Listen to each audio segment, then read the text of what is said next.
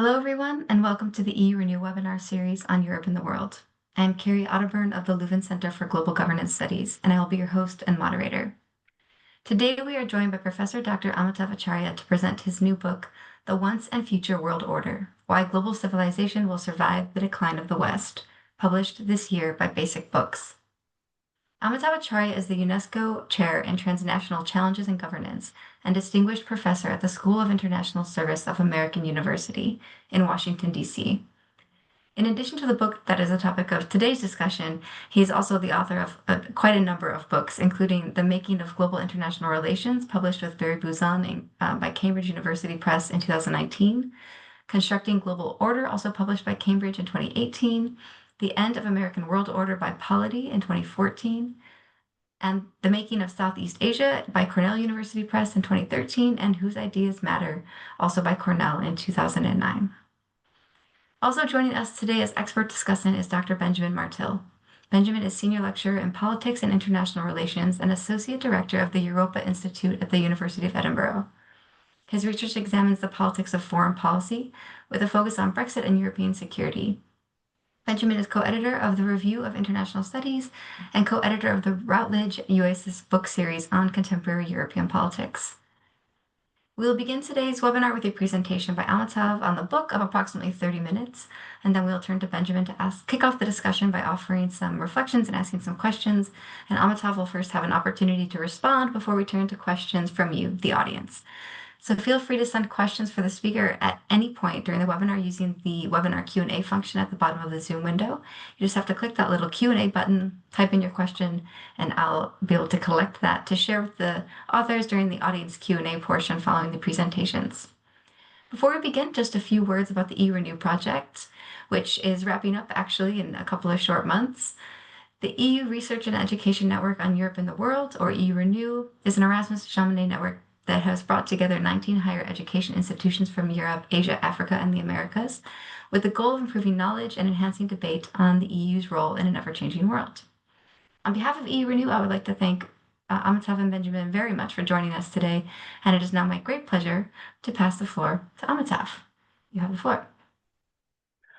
Thank you very much, Carrie, and thank you very much, Benjamin, and thank you everybody for coming to listen to me.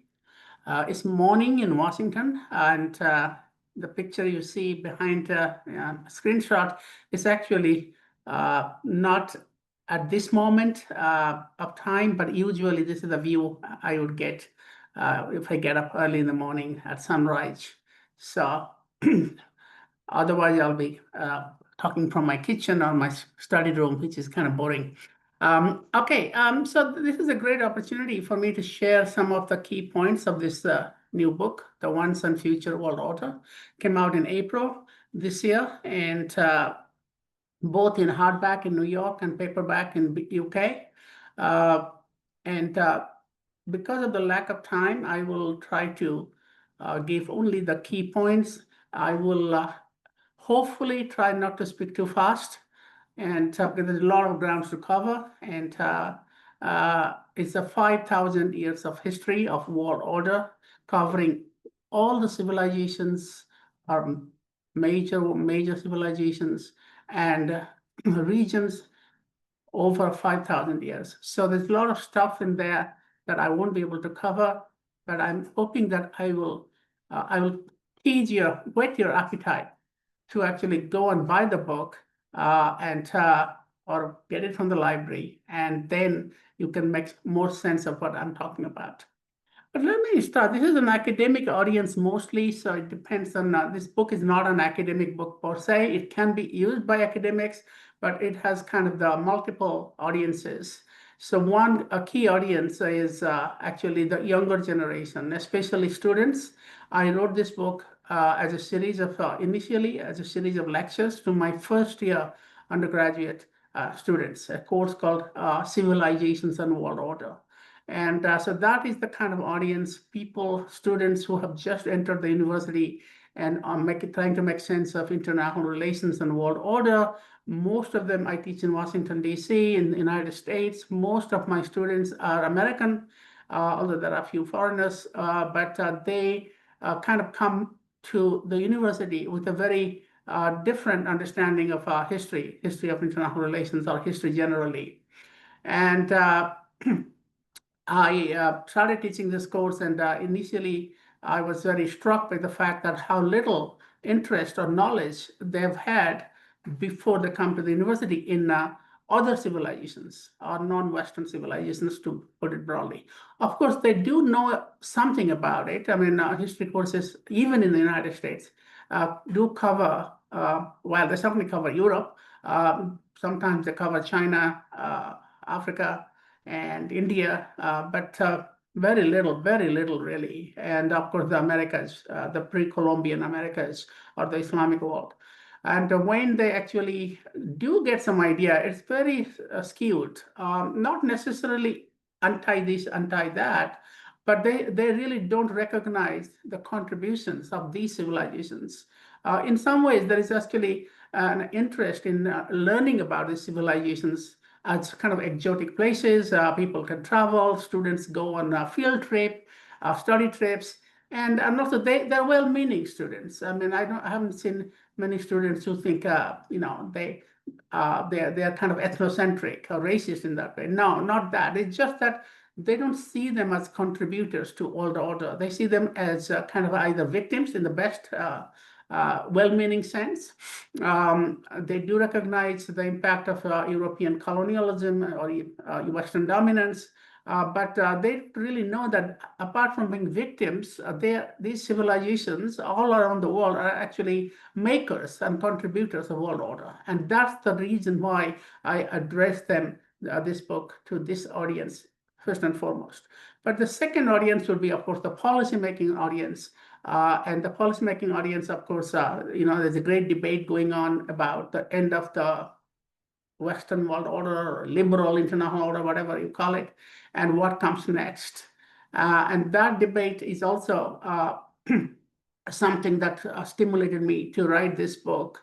And finally, there was this idea of advancing my own research, building on my previous work. As Curry pointed out, I have written a lot of work, books and articles on world order, non-Western IR, global governance, and of course,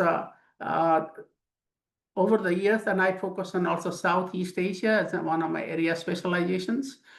So over the years, this has created my appetite or stoked my interest in going back deeper into history rather than the 50 or 100 years of history going back even before Westphalia, which is kind of a starting point for a lot of the Western IR that I was also schooled in. So I think generally the interest in building on my previous work and then taking it much further, but backwards in history, and extending it to understand where some of these ideas and institutions of international relations or world order came from. I must say that this book is also made possible because of my interest in travel. So I just like to travel. I'm never a tourist. I'm always a traveler. There's a big difference. So I have been very fortunate to be invited to many places, universities around the world, to give lectures. And I just felt that these are opportunities for me to learn something about these places, whether it is Athens or Rome or Brussels or going back to South Africa, Kenya, Mexico, Peru, of course, to Asia. I've done extensive travel in Asia. I grew up in Asia. And so all this actually, and I often go to visit museums. A lot of the stuff I put into the book, originally the ideas came from actually museums. And I have a deep interest in art history. My theory of localization came out of art and architecture history 25 years ago when I first went to Southeast Asia. So all this came together to write this book. But I think the key reason for writing this book is the absence of a textbook that I could actually prescribe to my students to learn about history of the world as a whole. I mean, you can call it global history, although I don't use the term global history. But generally, that every civilization or nation or society or groups of people are makers rather than takers of world order. And when I started teaching the course, the most best-selling book on world order by Henry Kissinger called World Order came out. That was 2014. And I looked at this book and I thought, should I give it to my students? I looked at the book and I found that Kissinger first two chapters are on Europe, Westphalia and Concert, then goes to Islam, then a world in disorder. I can show you the table of contents later when I go to PowerPoint. Then he goes to India, Asia, India just a little section of a chapter, China also a little section in another chapter, and then ends up with the United States, acting for all mankind, to put it within quotes. So this is the kind of book that I do not want my students to be using only. I mean, this is definitely a textbook. I still use it. I think it's a book that I argue with constantly, but I use this as a kind of a symptomatic of the Eurocentric and Western-centric view of world order or international relations we have there. So while I was teaching this course, I also started developing an alternative text, alternative narrative, drawing on both primary sources and secondary sources. There are a lot of primary sources in this book, including in English translation, of course, but also secondary sources. And I put it together to actually develop an alternative narrative of world order and alternative text. So keep this in mind. Again, this is not a purely academic book. It is once I started writing, I thought it will be kind of a waste of opportunity, so to speak, not to target a broader audience. Hence, this is not published by a university press. There are several university presses very interested in this book, but I went for a commercial press because I thought they might be able to spread it, market it to a wider audience. We'll see how it works. Okay, so moving on to my basic argument. There is really one major argument that runs through this book. And to put it very simply, perhaps dramatically, although I don't want to be too dramatic, the argument is that world order, which I define very broadly, and there are millions of definitions of world order, but world order is providing stability, if not peace, to a large section of the world in a given period of time. So to me, it's stability, but stability is not possible without justice. But I don't want to go into different terms and parse it out. So creating institutions and creating processes and developing ideas that will create stability, not necessarily peace though, in a large part of the world at a given period of time. I don't think world order is truly global. It cannot be. Very rarely there has been a global order. Henry Kissinger's book makes that point and is about the only thing that I really agree with him, that we cannot talk about global order in the same way. I mean, in a very meaningful sense. Most world orders in the history have been regional. So if you go back in history, there was the Chinese world order, John Fairbank's concept. So China never controlled the globe. And the British Empire had a very global footprint, as global as it can get, but did not really control many parts of the world, including continental Europe, because of the balance of power system. The American world order also, despite its global power projection capability of the United States, did not really cover China, India. It created the facade of a global order, but it never really had that kind of a deep impact around the world in the same way. So I think in some ways, this is not about world order, but world orders in the plural. So there is, of course, a sense of a world order that comes out of the various, what you may call regional orders, but regional world orders. So I think all civilizations, and this is something I became very quickly familiar with after starting my research. Every civilization thinks of itself as universal. It thinks of itself as in the center of the world. Its ideas and institutions are actually globally applicable. And so every civilization is ethnocentric. And there's nothing new, nothing wrong about it. But the thing is that because of that, we have multiple world orders throughout history. And the current world order, the whatever you call it, the liberal international order or Western-led world order, which we are now beginning to see as decaying, and is just but one. It's a blip in the 5,000 years of history of world orders. So the main argument, therefore, whatever way you define world order, and I define it very broadly, it's not a monopoly, but a shared creation. What I mean by that is that a monopoly, it means it is created by a single civilization or region. It can be any, I mean, it can be Europe, can be United States or Asia or China or India or Islam.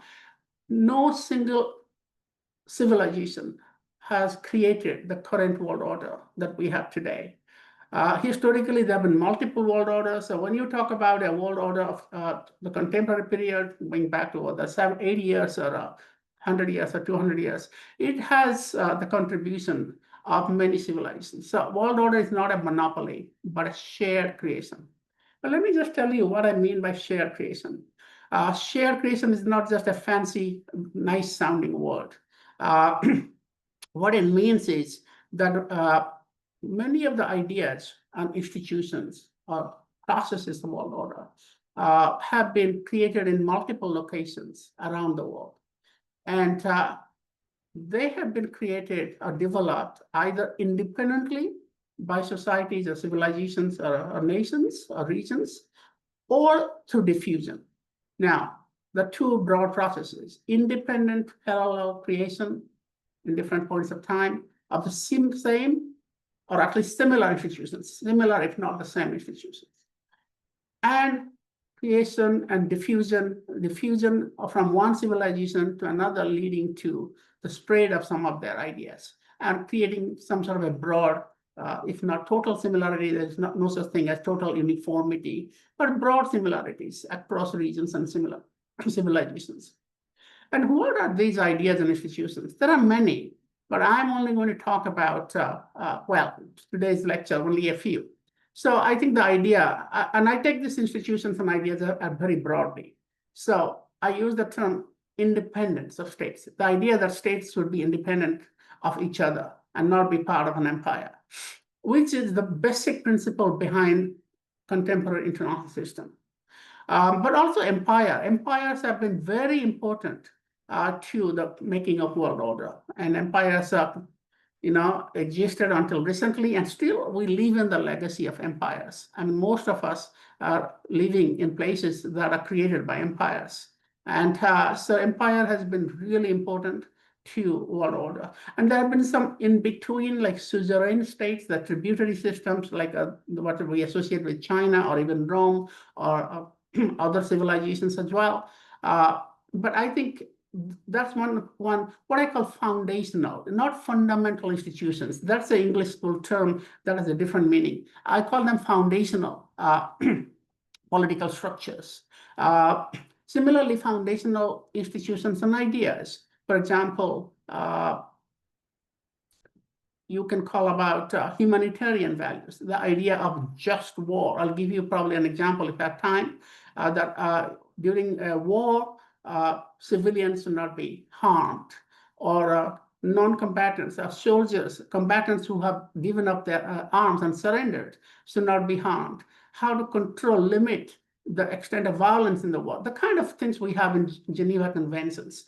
That's another thing as well that came out from multiple locations. And if not in exact word, actually sometimes even, if not word by word in different language, but very similar, strikingly similar tone. And what about freedom of the seas, economic interdependence? Well, free trade may be an extremely narrow way of looking at it, but the openness of seeds, the global commons. Now, that also is a very important foundation of world order through the ages and contemporary world order as well. And that also came from many, many civilizations, but particularly, I would say, from the Indian Ocean area. Then you can go on to peace treaties and diplomacy, invention of diplomacy and peace treaties. Two countries fighting a war, signing a peace treaty, and agreeing not to interfere with each other's affairs, not to attack each other, like non-aggression, non-interference. Things like extradition, don't shelter each other's enemies. These are very contemporary principles of the United Nations. And that also came not from Europe or the West, but we have very striking kind of point of origin there, identifiable point of origin from the ancient, what we call the Near East. First boundary marker came 2,500 years BC from between two Sumerian states, Umma and Lagash. So again, these, and I should also add that some principles of republicanism and human rights also came from multiple civilizations. Property rights, which is one of the bases of human rights. So many of these ideas and institutions were in very early form. So that's why I call them foundational. They may not look like what we have today, but international relations history is replete with examples that are drawn from Greece and Rome that are very imperfect, very foundational like this, but we give them credit. Roman Republic, the idea of republic. The Athenian democracy. They were nothing like the democracy and republicanism that we have today. I can talk about it later. But we give Greece and Rome credit for creating the foundations of what is modern institutions. Human rights, we talk about Magna Carta as a point of origin of human rights, but Magna Carta was basically a deal between a king and a bunch of feudal lords that enhanced the privilege of the nobility and gave them more power to exploit the peasants. Peasants had no role in Magna Carta, but we call it the contemporary Universal Declaration of Human Rights. You see the UN website, the Magna Carta of the modern period. So we have kind of an epistemic double standard. When an idea or institution comes from Greece or Rome or earlier Europe, they are quite okay. We can trace the origins of contemporary institutions to them, despite all the imperfections and differences. But when they come from India, China, Islam, Inca, or Maya, or other civilizations, we think these are of Near East. These are not really the antecedents, the predecessors, or the precursors. And because of that, a lot of the true origins, the global origins of many ideas and institutions of world order are kind of obscured. And they seem to like they're Western inventions because the West gave them the name. And by the way, most of the terms in political science and IR, as you know, are rooted in Greek or late Latin, and they have been transmitted through, I guess, medieval French, vulgar English, and now to the modern English and French, and modern vocabulary of international relations.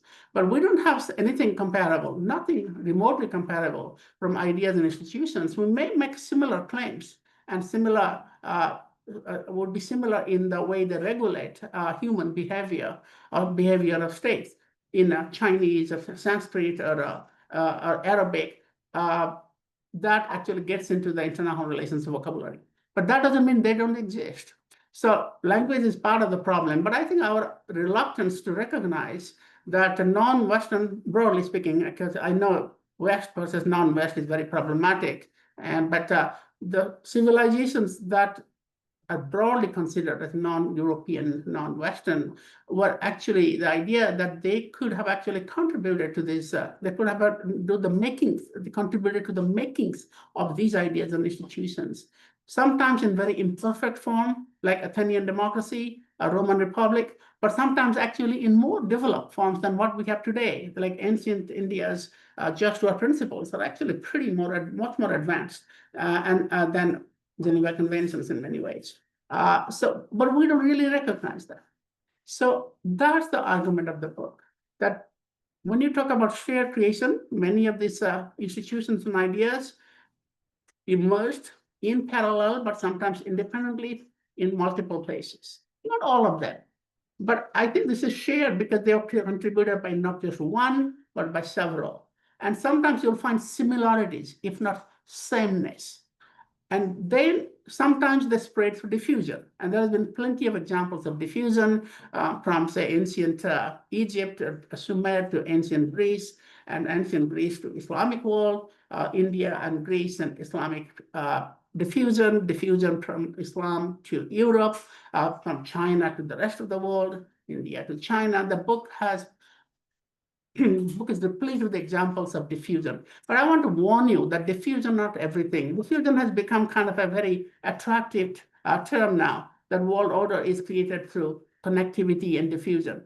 But you should not really take this to the extreme, because if you do that, you're also denying independent agency to civilizations that did not diffuse. Partly, for example, pre-Columbian civilizations in South America and North America, they were not connected. I mean, we don't know when exactly they were connected. There is Columbus before the Vikings, but certainly the connectivity we see between the Americas continent and the rest of the world only came about in the broad sense much later, after the so-called European voyages of discovery. But that doesn't mean we should deny them agency, because many of the institutions of world order, like a decentralized empire, a confederation, for example, or ideas of justice in terms of in times of war, or humanitarian principles during war, actually were developed independently in places like Peru, for example, when they had no contact with the rest of the world. So keep that in mind. That's the basically methodology of the book. Okay, so in the remaining time, I just, as I said, I don't have a lot of time. I want to give time for Q&A. This usually would have taken me half an hour. I want to talk about, I can give you some examples from my PowerPoint, but if you read the book, you'll find this. I want to talk a little bit about two things. How is this relevant for the contemporary world order when we are at a point of debate about how the current world order is ending and what will be the next world order? Now, my idea is very simple. I have already talked a little bit about this in my other writings. I call it multiplexity. I believe that one of the probably more accurate ways, nothing is totally acceptable. You have multipolar, unipolar, multi-order, and polycentric. So many words are floating around, post-Western. I use the term multiplex because this is a world order that talks about not having a singular hegemon or group of powers, either one or a few, like the multipolarity of the past, or some people think with the current world order, coming world order will be multipolar because we have US is declining, relatively speaking, and then China is rising, there's India. So we'll end up having a multipolar world with different actors than the 19th century, early 20th century multipolarity. But to me, multipolarity is about distribution of power. It is not wrong, but it's a very narrow way of defining world order. It's a world where power is based on the main actors are basically great powers, if you are faithful to the original term. And power is defined basically in terms of economic strength and military strength.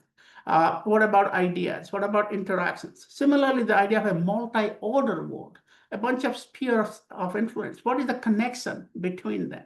So I think the world order that is emerging will not have a single center, will not be dominated by a handful of powers, but it will actually have many other actors. There's a proliferation of actors already happening, but it will become more clear. So that will be great powers, regional powers, middle powers, regions itself, but non-state actors, social movements, corporations. So the number of actors will be consequential actors, will be much larger. But there will be also interdependence among them. I mean, we are in the moment where interdependence is in crisis, being weaponized, economic interdependence is being weaponized. But interdependence is also existential, that we are interdependent because we exist in the same planet. So ecological factors, pandemics, disease, they all make us interdependent, even if we don't like it or not, or even if we weaponize or not. So the situational existential interdependence is different from the political interdependence. And the political interdependence as a common, say, binding and maybe desirable form of a relationship among nations and states may be being weaponized, but the situational existential interdependence remains. And then this idea of a multiplexity, therefore, talks about multiple actors at multiple levels of governance, regional, local, and global, which are still interdependent, at least in terms of existentially, and where there is no single idea like, oh, the liberalism or democracy dominating over everybody else, like Fukuyama's end of thesis, where we will also have, where leadership and governance is pluralized, not fragmented, but pluralized. Leadership depends on issue areas rather than one country or two countries leading in every issue area. And I call it a pluralization of leadership. People get in, civil society gets in, so it's not government to government, but I call it G plus, government plus.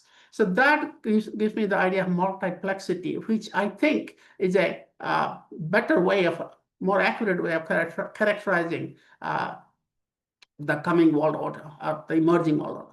And finally, is this order going to be stable or peaceful? That's the question everybody asks me, because that's what, especially the policy audience. Now, remember, 90% of this book is historical. 20th century, 21st century only cover the last chapter and part of the last chapter and part of the second last chapter. But given the fact there is so much interest in this topic of the stability and peace, and we are living in a moment of acute uncertainty and conflict.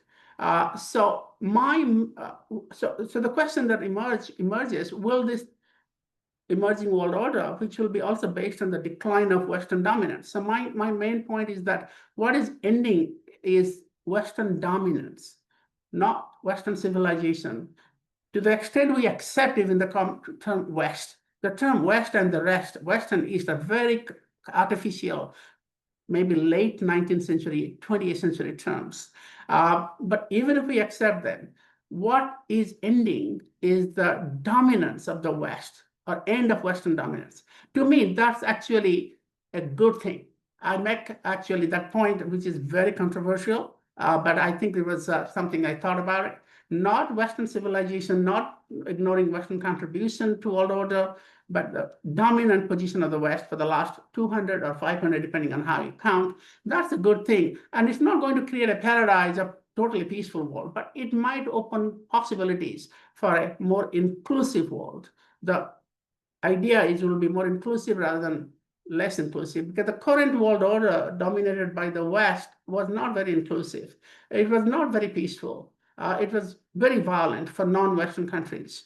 And maybe we will have a new opportunity to think about world order in a different way, a more inclusive way. And these historical examples that I provide, they're not going to repeat themselves. History doesn't repeat itself, but history can provide ideas, a range of possibilities, of different possibilities of building world order. History, going into history, will tell you that we should not really take the current world order for granted. There have been world orders in the past. There will be in the such world orders in the future.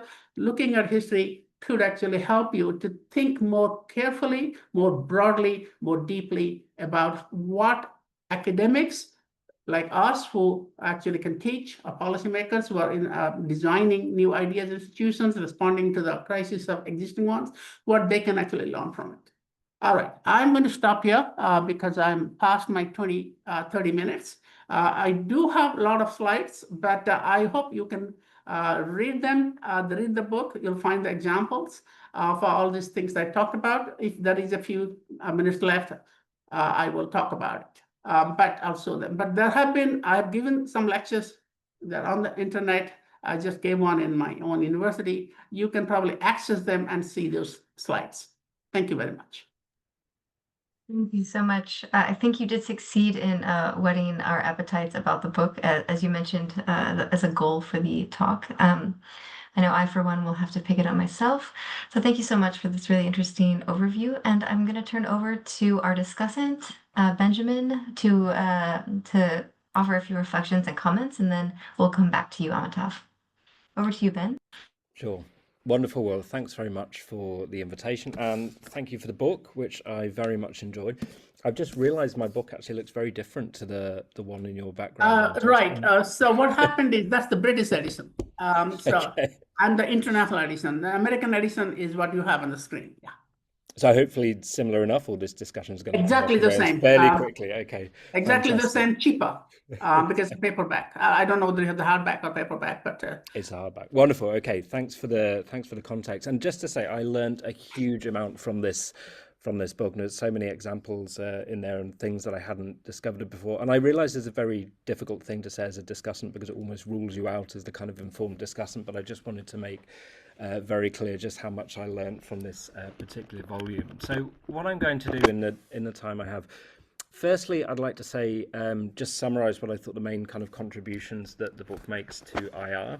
Then I want to say a little bit about why I enjoyed reading the book and kind of what it meant to me. And then I'll finish up just with making public some of the thoughts that I had when I was reading and kind of turn them into questions for you, if I may.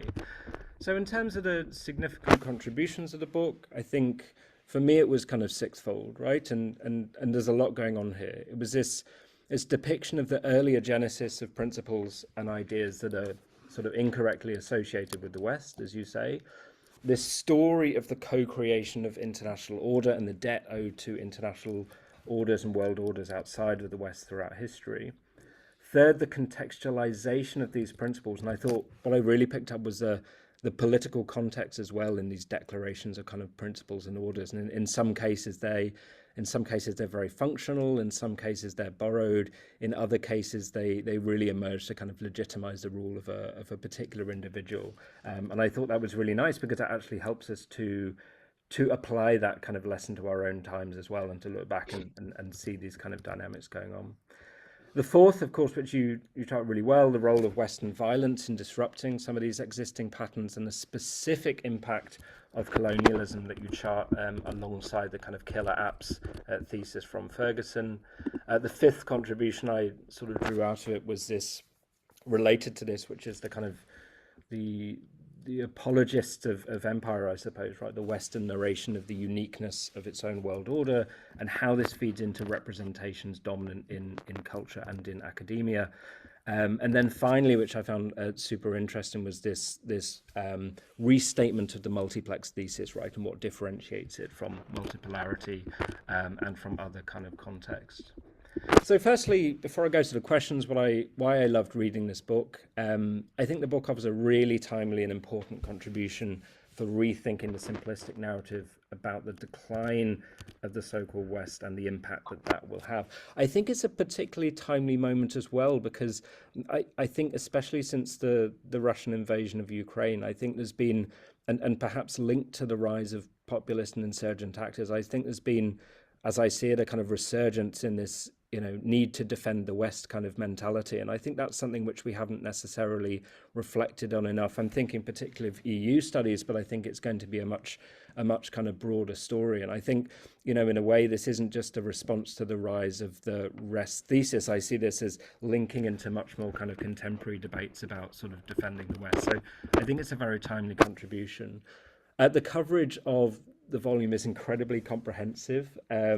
It's funny that you mentioned your interest in museums, because it really did feel like I was kind of sort of metaphorically being taken by the hand through a museum by a critical IR scholar, which actually I think gives the book a huge amount of coherence. And what I really enjoyed was the way in which this guiding principle you're using of focusing in on world orders, even if the distinction is broad enough to cover everything that you wanted. It's the fact that gives enough of a red line through the different examples that you can be succinct, but also convey a really powerful message, right? So I was struck by, sort of looking ahead and seeing that I was going to get 5 pages on the Incas. Okay, well, what can you tell about the Incas in 5 pages? And you come out feeling like you know everything about the world order of the Incas. So it's an incredibly comprehensive, but also very succinct volume. Maybe I'll just, as I said, raise a couple of the things that I was thinking about as I read through the book, and we can sort of treat them as quasi questions or sort of comments. I mean, one, and you've spoken about this a little bit in your talk, is that the book seems to take on an awful lot. I mean, if we go back to the sort of the opener, I think there were 6 things I took from the volume. I probably could have taken a lot more. There's lots of different kind of elements to the argument. And so it'd be really good to hear a little bit more about how you think those different components fit together, whether this is an effort to kind of synthesize your existing body of work for more of a kind of popular audience, or whether each of these claims you think are particularly necessary to demolish this idea of sort of Western superiority and this link to these kind of supposedly Western values. I think what follows on from that is also this question of how we link the historical focus of the book and the very strong case you make for shared authorship of these principles to what we can expect in the future, and whether these are the same kind of argument. And here I was thinking that, I could read the first 90% of the book and be absolutely convinced, but then perhaps we would encounter different debates when we switch to thinking about what the nature of the multiplex order is going to be, possibly because we then want to be talking about the other questions that are more contemporary, right? Different kind of institutional forms, and different kinds of polities and what they might look like. But also because I'm thinking that maybe one of the issues is also some of the deeper kind of changes that have taken place in the past few decades, and whether they would have an impact. And maybe it's a version of this kind of accelerationist thesis as well. What impact will changing styles of political communication and social media and changes in kind of interdependence of violence mean for the peacefulness of the world order? And is it all about the ideas that you're talking about? And another quick reflection on the kind of contemporary politics angle would be, if enough people believe in this kind of very incorrect sort of Western connection to these ideas, then does that delegitimize them anyway, right? And do we see, are we at least in the medium term likely to see any kind of reaction against these on the basis that they are perceived as being kind of Western or European or imposed values? Another thing that struck me is, in a sense, and this follows from the detailed kind of historical analysis and obviously the desire to cover centuries and centuries, is whether or not there's a risk of kind of sort of taking too transhistorical a lens here, and especially when we're thinking about tracing back kind of Indian and Chinese and European political systems, and whether there's a risk here that we collapse some kind of important differences over time in a way that these societies would have. There might be a common thread that's traceable, but it might not make sense to deploy those kind of categories, or maybe there's a risk of a kind of subtle kind of essentialism involved in going back so far. So it'd be very interesting to hear your thoughts on that. And then I suppose the kind of a question about some of the tensions in these world orders, because that comes out really nicely in the book, right? And you've got this, in some ways you're charting the origins of proto kind of human rights regimes, although of course you don't call them that, but in some ways it's about the protection of the individual vis-a-vis the state, and these different sort of Magna Carta moments in the different civilizations.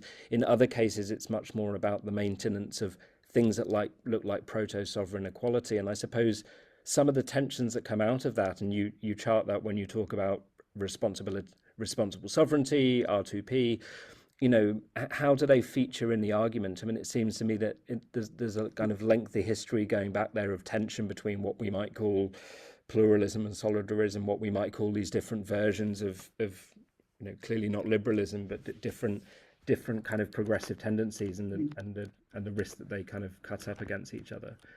And then finally, because I'm running out of time, is this is EU Renew, so I want to ask the EU question. And the EU, I notice, features a little bit, but not too much in your book. And so I was wondering, what is your take on the EU and where it fits within its kind of different debates?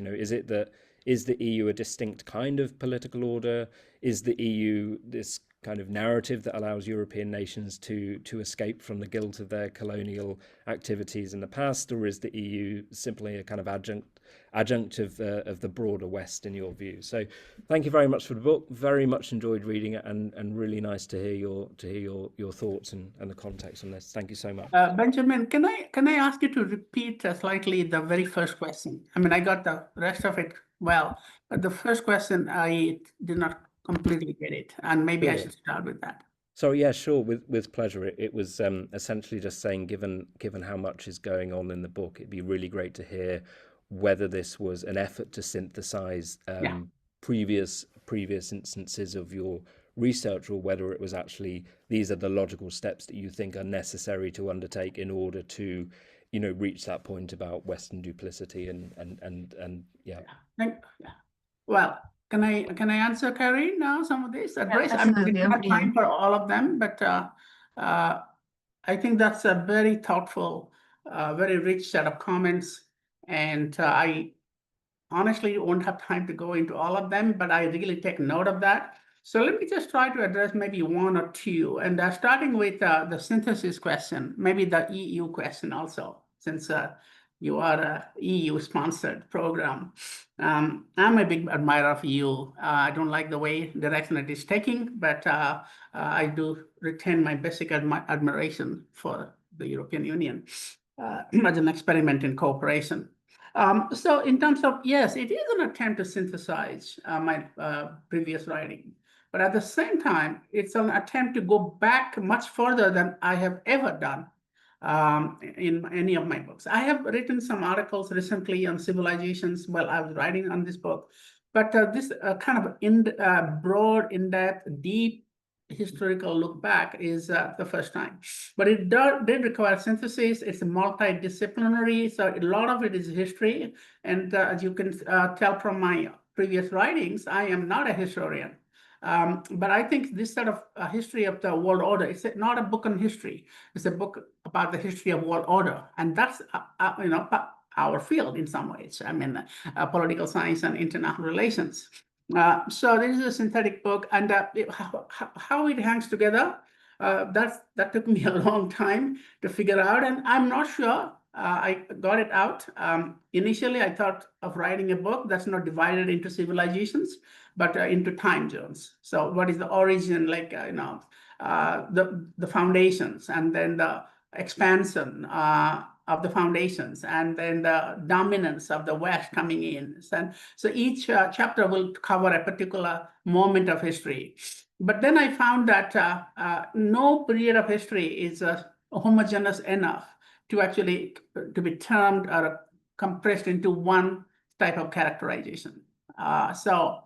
For example, when we talk about foundations, we often go back to, Egypt and Sumer, and then Greece and Rome, and China and India. But what about Islam? Islam came much later, but Islam is also foundational. So I gave up that. So I thought you might take issue with my approach that it seems like some of this chapterization of the book is about empires, right? India, China, Europe. But then Islam, I talk about multiplicity of empires. I mean, Islam doesn't have a single core. But I thought this is a risk I can live with, and limitation I can live with, than to periodize history so broadly that a lot of things won't fit in. I mean, I want to think of Incas and Mayas also foundational, even though they may have come later in history. So that's why I try to do this. And so it's an attempt at synthesizing, but not periodizing. And I have, when I was writing this, several people advised me who wrote the chapters, initial chapters, to periodize. But I said, no, I don't want to do this. And this is certainly written for a very broad audience. So it doesn't go through these academic conventions. I mean, I should tell you that international relations theory doesn't figure in this book. I actually took it out, do a word search, and took out any attempt at theory. But doesn't mean it's not theoretically relevant. In fact, I just gave a couple of talks, one to Australian National University and one to South Africa, Pretoria University, how this book, and to graduate students, it can be actually used as a basis for your research. So you have more case studies to say one, okay? So for example, we think of multipolarity, whether multipolarity is stable or unstable. So we look at the European multipolarity concept. What about the Amarna period? The Amarna period, 5 great powers of the Near East, Egypt, Hatti, Babylon, Assyria, and Mitanni, multipolar, kept peace for 500 years, maybe at least 200 years. The European concert founded in 50 years. So why don't you, and that concert system in the, maybe you call it grid power cooperation, was much more positive and based on very similar principles of diplomacy, some differences as well. So you have origins of human rights, origins of as you said, the humanitarian values like the just war principle. So you have a lot more empirical bandwidth to do your research. But it's also possible, another function I hope it will do is to challenge what we call our theoretical meta-narrative. Now, this is not about realism, liberalism, constructivism, global IR. I mean, I am not really, everything can be broadened and everything, global IR doesn't really say we should have this against that. No, it is really very inclusive. But what it can do is say that all this, you can do whatever theoretical prism that you prefer to work with, but you can find more examples and also challenge meta-narratives. For example, one meta-narrative is hegemonic stability. We need a hegemon to provide public goods, so free trade and security. Throughout history, that has not been the case. In fact, hegemons have been more disruptive. They cause more war. And I found examples. There is an article in Foreign Policy magazine that actually is about this, how the idea of free trade and the idea of hegemonic stability can be challenged. That looking at the, for example, Indian Ocean, it was open trade, not rather free trade. And open trading was not invented by Hugo Grotius. Grotius wrote about freedom of the seas. He wrote about a situation that the right of the Dutch to trade in the Indies. That was the name of his actual book. And the first chapter became Mare Liberum. But Indian Ocean was a Mare Liberum for 1,000 years. Anybody can trade as long as you pay the duty. No requirement for nationality or citizenship, as was the case with the Roman Empire, to engage in trade or free trade. And also it was not dominated by any empire. Neither India nor China dominated Indian Ocean. It was managed by small port city states, Malindi, Malacca, Mogadishu, Aden, Hormuz, Calicut. And so there is no need for a hegemon to provide free trade or economic interdependence or openness. So that kind of argument, you challenge the meta-narrative of hegemonic stability, challenge the meta-narrative of liberal international order. Same for also realism and constructivism, that all good ideas may come from the West, the original constructivism. Now it has changed. So this will be the academic relevance. The last quick point would be that this book, thank you very much for your comments, very heartening, and I'd love to have them in writing if you could. This book has caused controversy. So you know, everything is politicized these days. So the Wall Street Journal wrote a scathing review of this book, and I invite you to read it. I think it's actually exactly proves my point, what I'm trying to do. Going back to reasserting Western supremacy and the global South is a bad apple, and I basically giving them too much credit, and I'm calling for a multiplex world. It's a global Eden. I never say that. I do not call for reparations against the West. They say the reviewer says I do. But the important thing is the New York Times did a great review. So maybe it's a liberal. The guy who wrote the Wall Street Journal is an American Enterprise Institute fellow, the very conservative think tank, and Wall Street Journal, of course, in some ways is a badge of honor for me to get this criticisms. But the idea is that there are many people in the West still want to hang on to the old narrative. And they distort, and they did not publish my rejoinder because the editor said I went on leave, paternity leave, and when your thing came, I didn't see it. It's a very disingenuous way of suppressing, killing a story. But thank you for, if I can get comments like this, and I think the reaction, you can criticize, you can disagree. This review in Wall Street Journal did not take on any single argument that world order is actually shared creation or has been invented or developed in multiple places. But if you have comments that actually ask me to refine and disagree. I'm very happy with that. And I hope this will create a debate and a discussion about another way of looking at world order. As I said, an alternative narrative of world order. Thank you. We are getting close to. We are close to the end, but maybe I will bring up two questions if we maybe have time for two questions here. First question says that that you had earlier made the point that there was no fall of Western civilization as such, just a decrease in dominance. But given the modern historical character of the West, that of dominance, and the teleological character of the Enlightenment, which necessarily implies dominance or victory of one set of ideals, would not this decrease in dominance be a fall of sorts, a fundamental or an essential transformation as the West learns to live on equal terms with other systems and states? And then a second question, a second set of questions, sort of, we had a few different questions on the practicalities of this multiplex global order, this future global order, with a couple asking about the role of different groups, I guess, or regions. So, in particular, the European Union or the BRICS. Do you see what do you see for them as their role in this future order? And I think we'll stop there. Thank you. Thanks for the question on European Union. I want to address this. I think the European Union has done. The legacy is very rich so far, but there's one major opportunity. I wrote an article just in March called Goodbye West. It's simply called Goodbye West, and it's published in EIR. And the argument is that this idea of the West, which NATO and European Union represent in a very identity-based way, is actually not good and should go, because it prevents the European Union and the West from cooperating with the rest. And with Trump, actually, what the European Union president said, the idea of the West that we know doesn't exist anymore. Even Joseph Borrell also said the same thing. The West is over. Now, to me, nothing to really worry about, because then you can have cooperation with others. And in fact, the European Union, British signed a trade pact with India. The European Union has interregionalism.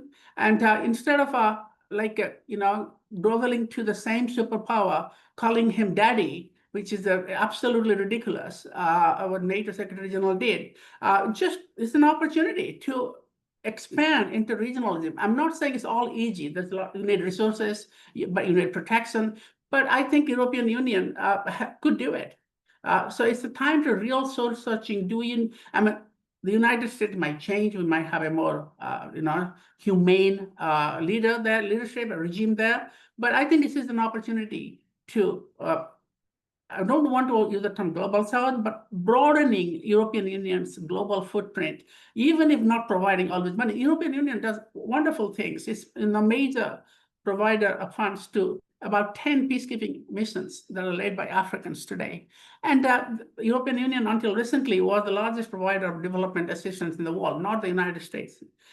So some of this might retract, but they won't completely go. So I think move out of Europe and be global. So I advocate a global EU. This is my suggestion. About enlightenment and thinking of dominant versus one set of ideas prevailing over other. That's really the problem we have today. That's most of Enlightenment was created by racist thinkers, Immanuel Kant, David Hume, and even you look at John Locke. This is part of my book, that they saw the world in black and white terms. They didn't see, most of the world is actually gray. Now, we acknowledge the contribution. Please do read the chapter, Europe's Double Standard, in the book that discusses the racist views of Enlightenment thinkers. I'm not the first one. John Hobson and others have written about it. And Enlightenment period also had others like Christian Herter, who had many non-racist views. But I think the idea that Enlightenment as the dominant paradigm and dividing the world into black and white and missing the gray, one set of ideas must prevail over another. Why? That's never been in history. We are not going to have end of history in Fukuyama sense. We are always going to have democratic ideas, authoritarian ideas, populist ideas, extremist ideas. So you just have to manage and accept it, but you have to live with it. And finally, the practicality of multiplex world. Well, it called for another session. I just came back giving 2 talks at the United Nations General Assembly, on the sidelines of the General Assembly, all very practical because these are ambassadors that want to know practical ideas. I think what you need to do first, the most practical thing you can do is that change is inevitable. Just, and get rid of this defeatist, self-fulfilling prophecy mindset. You cannot bring the Western hegemony back. That's very practical to me. Cognitively, this book is about, targets your cognitive more than your practical sort of part of your brain.